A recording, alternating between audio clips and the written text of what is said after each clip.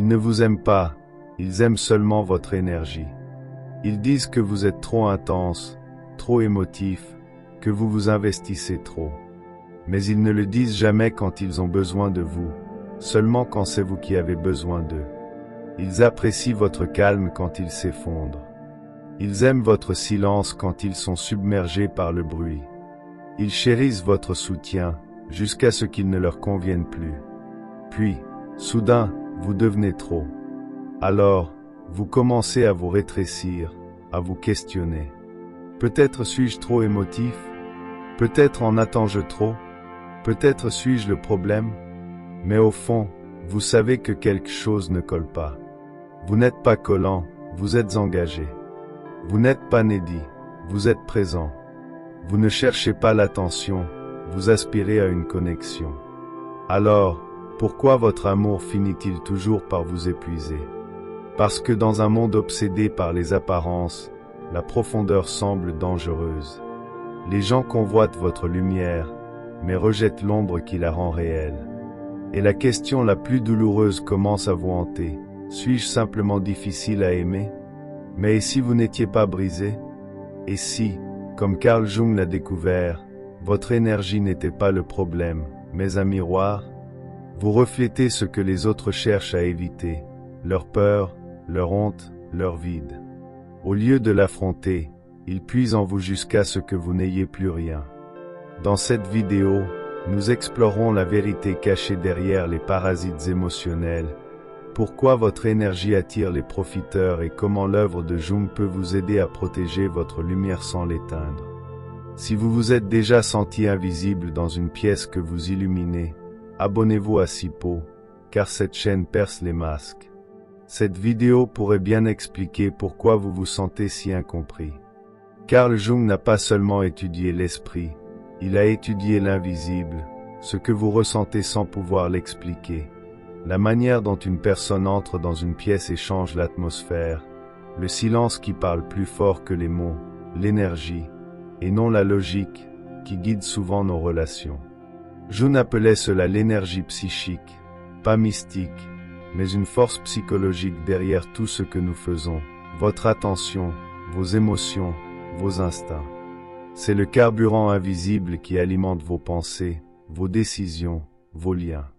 Chaque mot que vous prononcez, chaque sentiment que vous offrez, chaque fois que vous écoutez sans interrompre, vous dépensez cette énergie. Et voici le danger.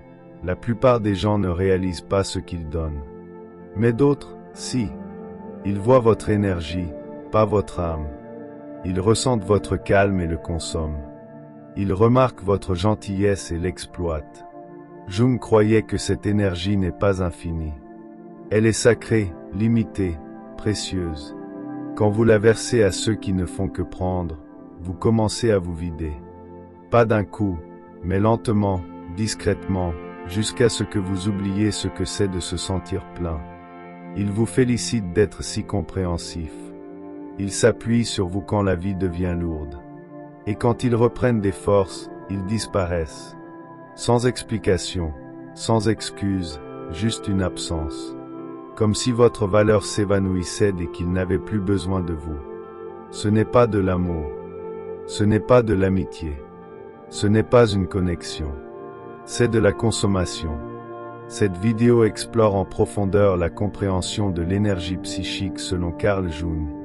Pourquoi certaines personnes sont dépendantes de votre présence, comment les vampires émotionnels se déguisent en amis ou amants, et surtout, comment récupérer votre énergie avant qu'elle ne vous brise.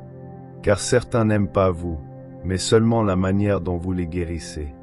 Si vous n'apprenez pas à protéger votre énergie, vous passerez votre vie à réparer les autres tout en vous effondrant en silence. Certains ne demandent jamais comment vous allez, sauf quand ils ont besoin de quelque chose. Ils appellent uniquement quand leur monde s'écroule. Ils se déchargent, pleurent, vident leur sac, vous épuisent, puis disparaissent. Pas de merci, pas de « et toi », juste le silence jusqu'à la prochaine crise. Jung ne les appelait pas vampires énergétiques, mais il les comprenait mieux que quiconque. Il parlait de projection psychique, l'acte de rejeter son chaos intérieur sur quelqu'un d'autre, en attendant inconsciemment qu'ils portent ce que l'on refuse d'affronter. Dans la psychologie jungienne, chacun a une ombre, un côté obscur rempli d'émotions refoulées, de peurs et de besoins non satisfaits. Au lieu d'affronter cette ombre, beaucoup la projettent sur autrui. Et sur qui s'accrochent-ils? Les empathes, les personnes à l'écoute, celles qui ressentent tout profondément. Vous. Ils viennent à vous parce que vous êtes un refuge, mais ils ne vous traitent pas comme une personne. Ils vous traitent comme une éponge. Avec le temps, les signes sont subtils mais réels. Vous vous sentez fatigué après leur avoir parlé, responsable de leur douleur, coupable de poser des limites. Ce n'est pas une amitié. C'est du parasitisme émotionnel. Au début, ils vous admirent, vous trouvent sage, disent que vous êtes doué pour écouter. Ils se confient rapidement, déversant leur traumatisme dès les premières conversations, vous faisant sentir important, nécessaire. Mais peu à peu, la dynamique change. Ils cessent de s'intéresser à vous, rejettent vos émotions, vous font sentir égoïste si vous demandez de l'espace. Pire, ils vous culpabilisent quand vous vous éloignez. Selon Jung, c'est une projection d'ombre classique. Ils ne sont pas amoureux de vous, mais de la façon dont vous les faites se sentir, régulés, vus, entiers. Mais ce n'est pas durable, car ils ne guérissent pas. Ils externalisent. Ils refusent de construire leur propre lumière intérieure, alors ils volent la vôtre. Quand vous cessez de donner, ils disent que vous avez changé, vous accusent d'être froid. Ils trouvent quelqu'un d'autre à vider. Le cycle recommence. Ce n'est pas toujours malveillant, souvent inconscient, mais tout aussi dangereux, car cela vous laisse émotionnellement épuisé, confus, doutant de votre valeur. Jung croyait qu'une vraie connexion nécessite deux personnes ayant affronté leur ombre, ayant fait le travail intérieur. Mais les vampires énergétiques évitent ce chemin. Ils s'entourent de personnes qui reflètent leur lumière, pour ne pas avoir à regarder en eux. Vous n'êtes pas trop intense. Vous vibrez simplement à un niveau qu'ils n'ont pas encore atteint. Plutôt que de s'élever, ils vous vident. Mais une fois ce schéma reconnu, vous pouvez y mettre fin. Vous pouvez cesser de confondre travail émotionnel et amour. Arrêtez d'essayer de guérir ceux qui refusent de se guérir eux-mêmes. Vous pouvez enfin dire non sans culpabilité. Protégez votre énergie sans excuse, car votre lumière n'est pas gratuite. Ce n'est pas votre rôle de vous consumer pour réchauffer les autres. Vous attirez toujours les mêmes personnes, celles qui prennent plus qu'elles ne donnent, qui vous vident, vous ghostent, puis reviennent comme si de rien n'était, uniquement quand elles ont besoin de vous. Peut-être vous êtes-vous demandé pourquoi vous tombez toujours dans ces relations à sens unique. Vous êtes empathique, émotionnellement intelligent, vous écoutez plus que vous ne parlez, vous essayez d'être gentil, compréhensif, même quand ça fait mal. Pourtant, vous attirez des profiteurs, des preneurs, des parasites émotionnels. Carl Jung a dit, tant que vous ne rendez pas l'inconscient conscient, il dirigera votre vie, et vous l'appellerez destin. Ce n'est pas le destin. C'est un schéma qui opère silencieusement depuis des années. Remontons en arrière. Enfant, votre valeur était souvent liée à ce que vous faisiez, non à qui vous étiez. Peut-être aviez-vous un parent émotionnellement indisponible. Vous êtes devenu hypersensible aux humeurs des autres, apprenant à lire l'ambiance, à gérer le chaos, à vous faire petit pour éviter les conflits. Vous êtes devenu le réparateur, le pacificateur, l'éponge émotionnelle. Vous donniez de l'amour, espérant qu'il vous serait rendu. Vous écoutiez, espérant que quelqu'un vous demanderait enfin comment vous vous sentez. Vous dépensiez votre énergie, espérant qu'un jour quelqu'un vous la rendrait, mais cela n'arrivait jamais. Avec le temps, votre système nerveux a commencé à associer le surdon à la sécurité. Pour être aimé, il fallait le mériter. Pour être vu, il fallait devenir invisible. C'est ainsi que des schémas inconscients se forment. Adultes, même plus sages, plus conscients, ces empreintes précoces continuent d'agir en arrière-plan. Vous êtes attiré par ceux qui ont besoin de vous, ignorant ceux qui vous voient vraiment. Être nécessaire semble familier, même si c'est épuisant. Mais voici le piège. Si vous donnez depuis un lieu de manque, vous attirez ceux qui se nourrissent de ce vide. Pas parce que vous êtes faible, mais parce qu'on ne vous a jamais appris que l'amour ne nécessite pas de sacrifice. Jung croyait que ce que nous réprimons finit par nous gouverner.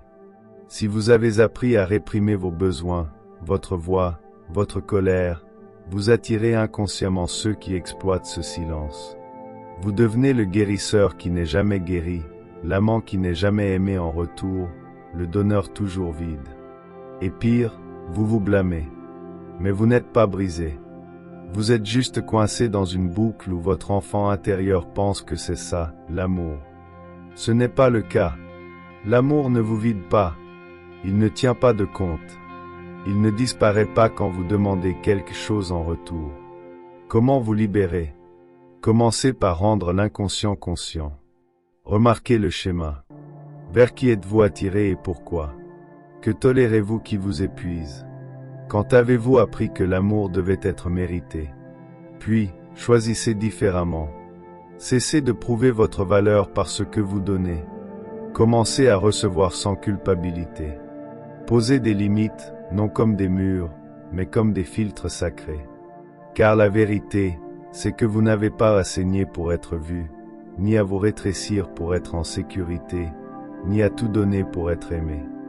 Vous devez simplement cesser d'attirer depuis un lieu de manque et commencer à incarner l'amour que vous n'avez jamais reçu.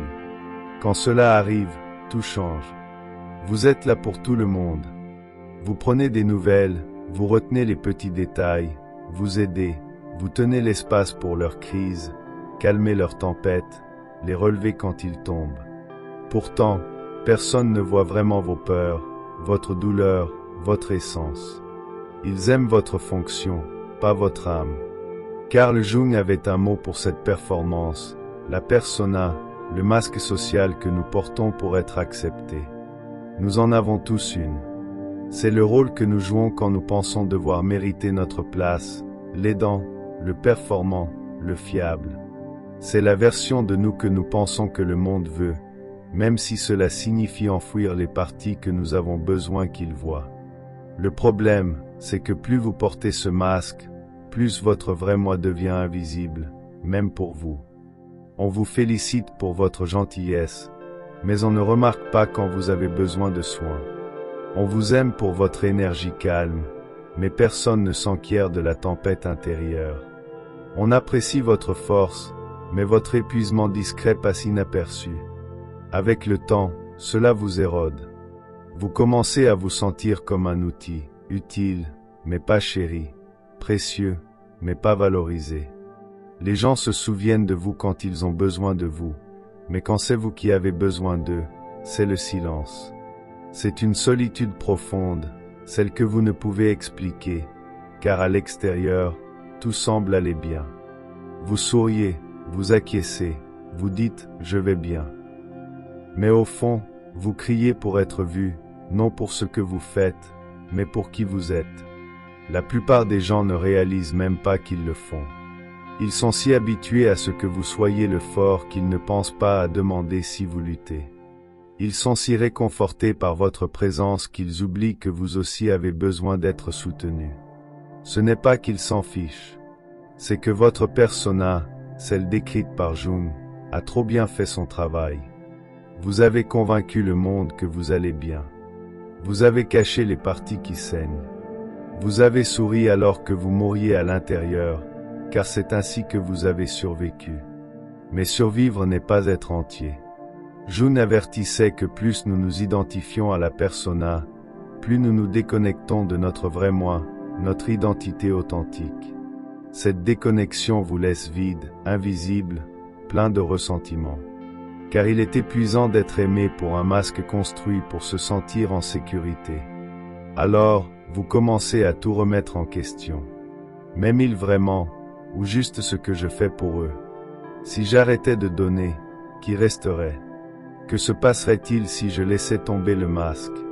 Ce sont des questions terrifiantes, mais aussi libératrices, car dès que vous les posez, vous ouvrez une porte, celle que Jung croyait que chacun doit franchir, le voyage de la persona à l'authenticité. Vous commencez à vous montrer différemment, moins poli, plus réel. Vous dites non, non par cruauté, mais par clarté.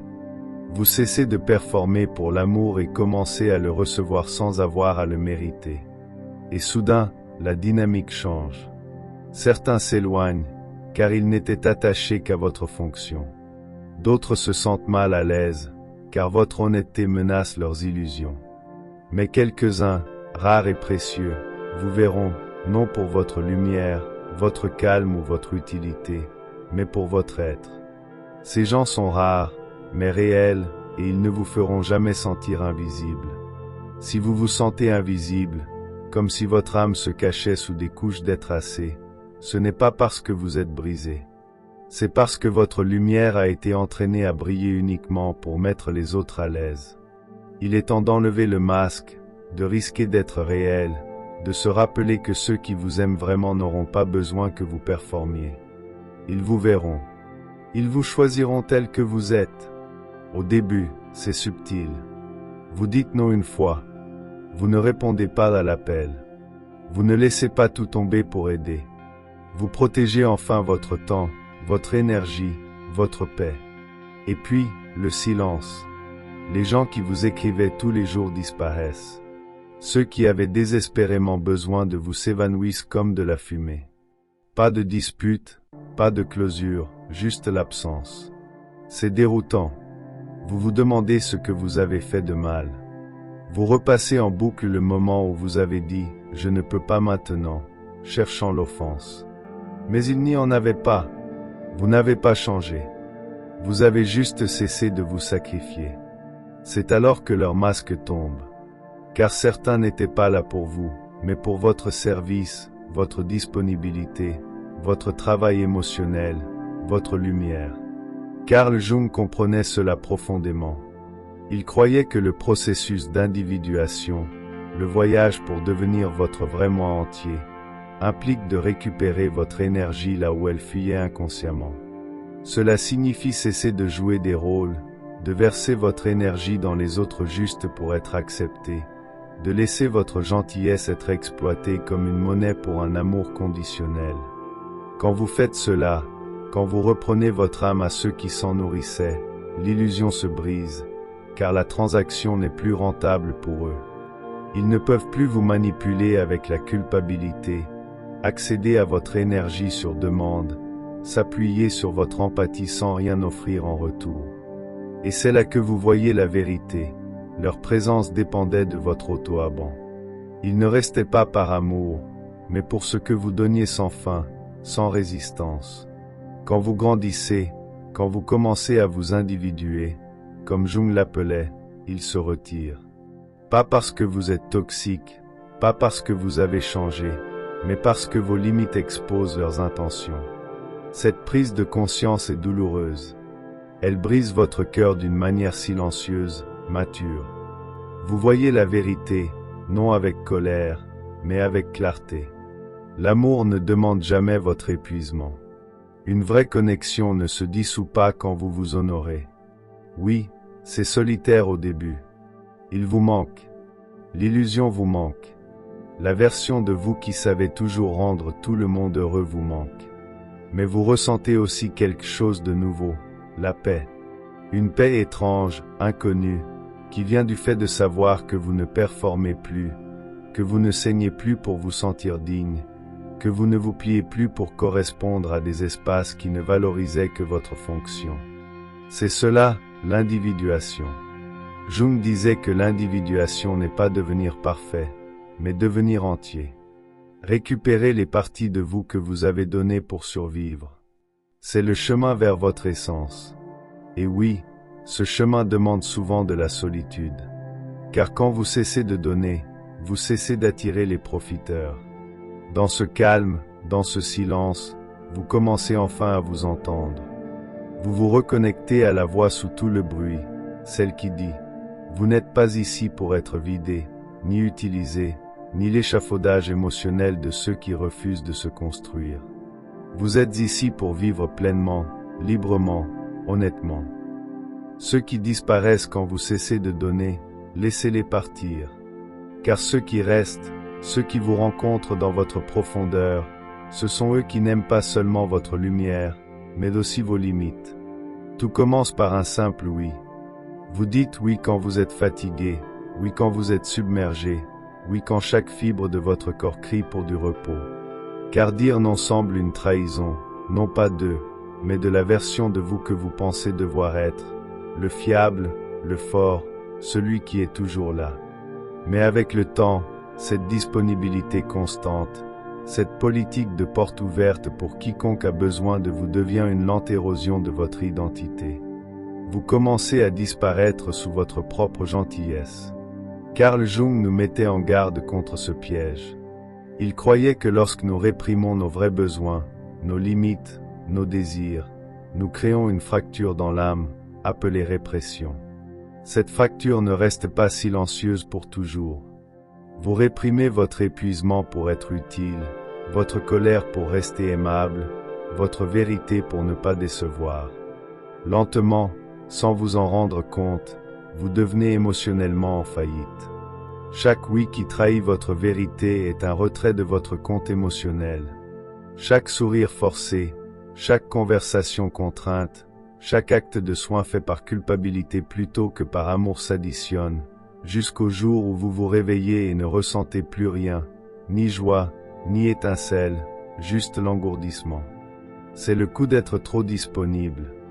Vous ne perdez pas seulement votre énergie, vous vous perdez vous-même. Vous oubliez votre propre voix dans le bruit des besoins des autres.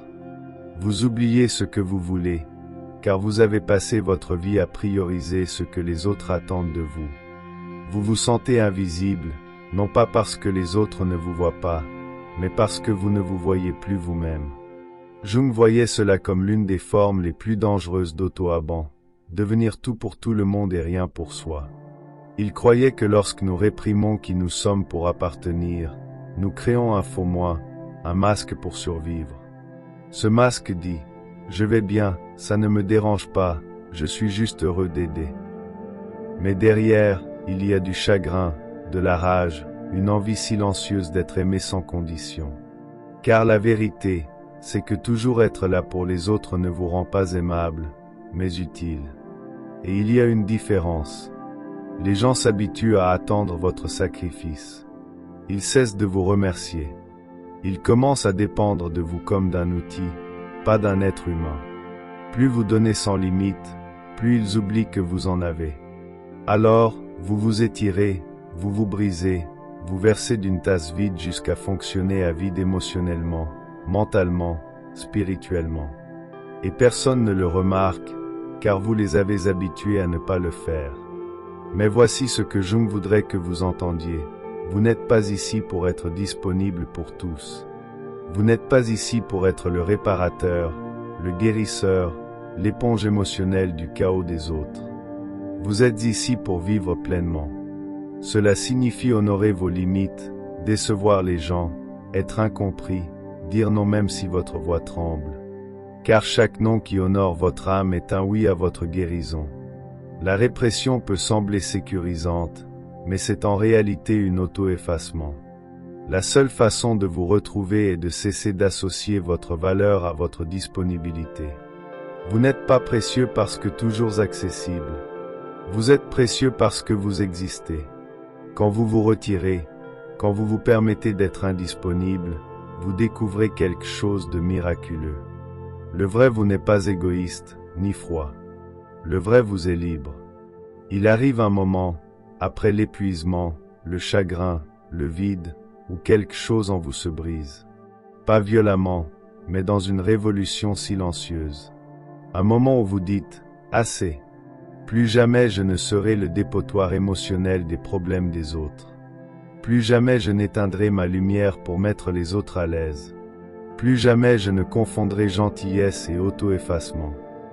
Carl Jung croyait que ce moment, cette rébellion silencieuse, est le début de la véritable individuation, le début de devenir entier. Mais l'intégrité n'est pas redevenir gentil. C'est devenir réel.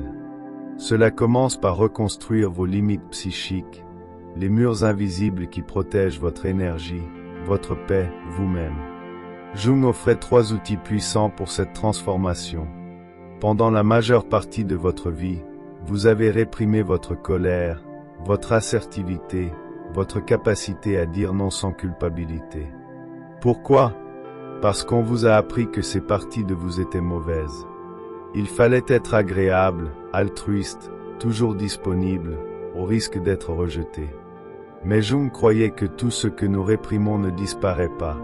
Cela devient une partie de l'ombre, les parties inconscientes de nous qui contiennent notre force, notre voix, notre vérité brute. Le travail sur l'ombre consiste à regarder en soi et à récupérer ce que vous avez renié. C'est admettre, j'ai le droit de prendre de la place. Mes besoins comptent. La colère n'est pas mauvaise, c'est une information. En intégrant votre ombre, vous cessez d'être une éponge émotionnelle. Vous devenez un miroir.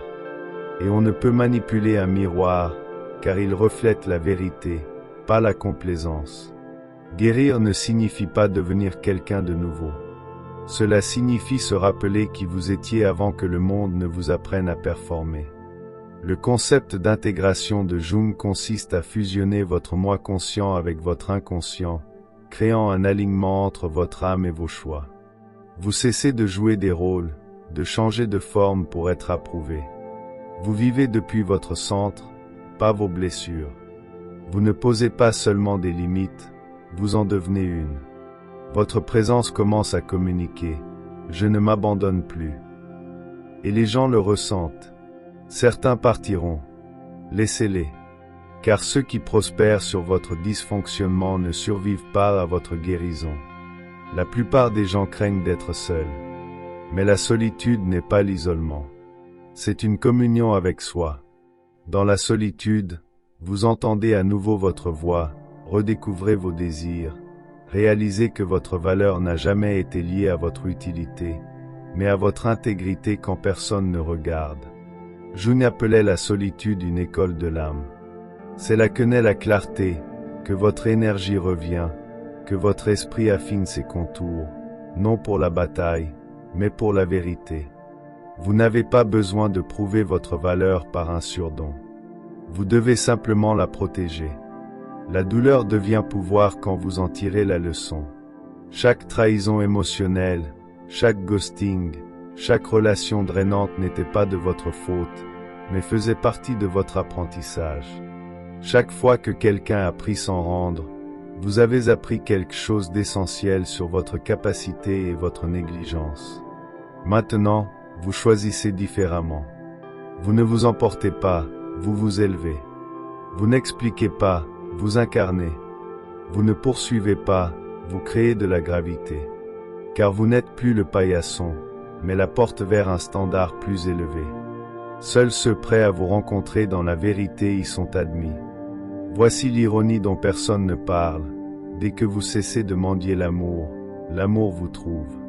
Pas celui qui vide, confond ou laisse vide, mais celui qui vous reconnaît, non pour ce que vous donnez, mais pour qui vous êtes.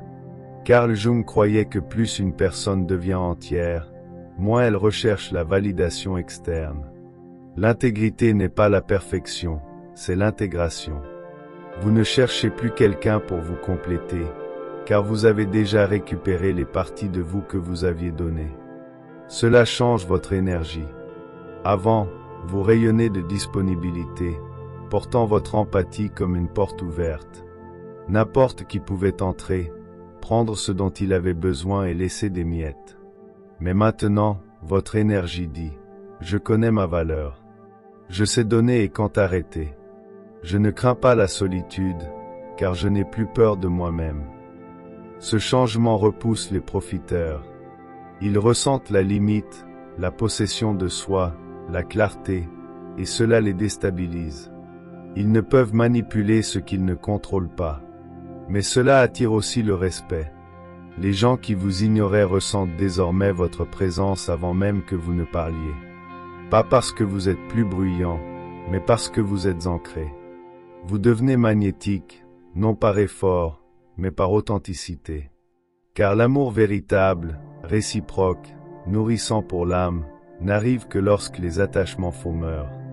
Quand vous cessez de performer, de surdonner, de vous rétrécir, et que vous vous tenez enfin dans votre moi intégré, c'est là que quelqu'un vous voit s'embroncher. Pas parce qu'il a besoin de vous pour guérir, mais parce qu'il guérit aussi. L'amour ne se trouve pas en donnant votre énergie. Il se trouve en la protégeant et en observant qui s'approche encore.